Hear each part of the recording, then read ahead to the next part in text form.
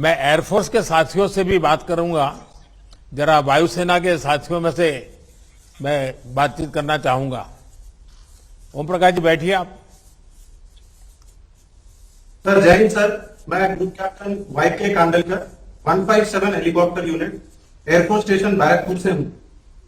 हमें इस घटना की सूचना 10 तारीख को रात को 11 बजे के आसपास मिली। मेरी तकनीकी दल ने रात में ही हेलीकॉप्टर को इस कार्य के लिए तैयार किया और हम रात में ही टेक ऑफ करके गरुड़ कमांडो टीम को लेके सुबह 6:30 बजे तक देवघर एयरपोर्ट पहुंच गए। वहां पर एनडीआरएफ टीम, आर्मी और डिस्ट्रिक्ट एडमिनिस्ट्रेशन ने हमको मौजूदा स्थिति का जायजा लिया। उसके हिसाब से जैसे कि एनडीआरएफ टीम ने कहा कि नीचे वालों तक वो कुछ सामान पहुंचा पा रहे थे, ऊपर नहीं पहुंचा पा रहे थे।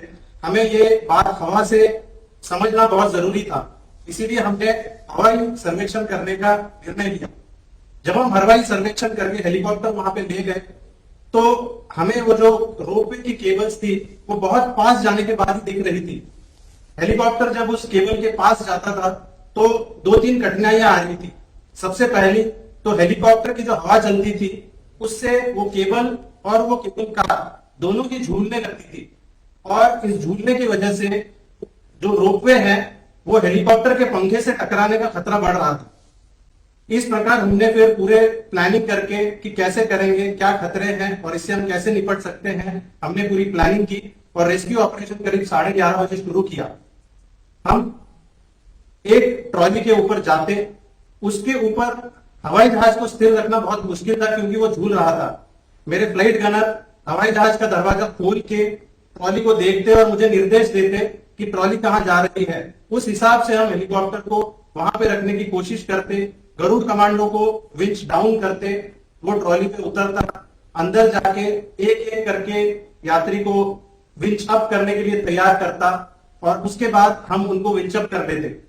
उसके बाद अगर उनको मेडिकल रिक्वायरमेंट जरूरत हो तो हम तुरंत ही उनको हेलीपैड ले जाते, वरना हम रेस्क्यू ऑपरेशन कंटिन्यू करते। इस तरह से एक एक करके हमने टोटल 10 केबल कार, पहले दिन 22, अगले दिन बचे हुए सबको निकाला। टोटल 10 कार में से हम 35 लोगों को बचा पाए। ये पूरा ऑपरेशन एनडीआरएफ जैसे कहा कि नीचे नहीं करना है क्योंकि नीचे वो खाना पहुंचा चुके थे, हमने ऑपरेशन ऊपर से शुरू किया। उनको ज्यादा जरूरत थी पहले रेस्क्यू करने की। इस तरह से पूरे कोऑर्डिनेशन से ही हम यह ऑपरेशन कर पाए हैं। धन्यवाद। अच्छा, मुझे बताया गया कि हमारे गरुड़ कमांडो लोगों का साहस बढ़ाने के लिए पूरी रात तार के सहारे लटक के रहे। उस समय आप लोगों के मन में क्या चल रहा था? जय हिंद सर। मैं सार्जेंट पंकज कुमार राणा, 627 गरुड़ फ्लाइट, वायुसेना स्टेशन कलैंसुंडा से। 10 अप्रैल की रात घटना की सूचना मिलते ही गरुड़ टीम ने तैयारी शुरू कर दी। घटना स्थल पर पहुंचते ही सबसे पहले हमने घटना स्थल और रोपवे का जायजा लिया। जमीन से लगभग 1500 फीट की ऊंचाई से नागरिकों को सुरक्षित निकालने के लिए हमने हेलीकॉप्टर से विंचिंग के जरिए रेस्क्यू ऑपरेशन शुरू कर दिया। हमारे लिए जो कठिनाइयां थी कि हवा में झूमते हुए उस रोप कार के ऊपर उतरना, अपने आप को संभालना और फिर उसके दरवाजे को खोलना जो कि सिर्फ बाहर से खुलता था, उस छोटी सी ट्रॉली के अंदर जाना क्योंकि उस समय हमें सिर्फ अपने हाथों के बल पर कार्य करना था। उस हवा में झूलती हुई ट्रॉली में नागरिकों को खड़ा कर हार्नेस पहनाना भी अपने आप में मुश्किल था। जितना मुश्किल इस ऑपरेशन को अंजाम देना था, इससे कई ज्यादा मुश्किल ऊंचाई पर फंसे घबराए हुए नागरिकों, खासकर महिलाएं एवं बच्चों का साहस बढ़ाना था।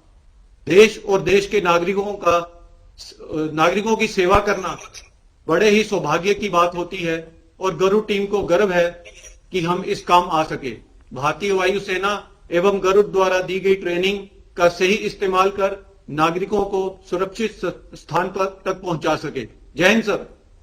देखिए, वायुसेना के हमारे हेलीकॉप्टर लेके संभालने वाले लोग हो या तो आप गरुड़ वाले लोग हो, आप सब ने एक प्रकार से भारतीय वायुसेना के सामर्थ्य और अद्भुत कौशल का परिचय दिया है।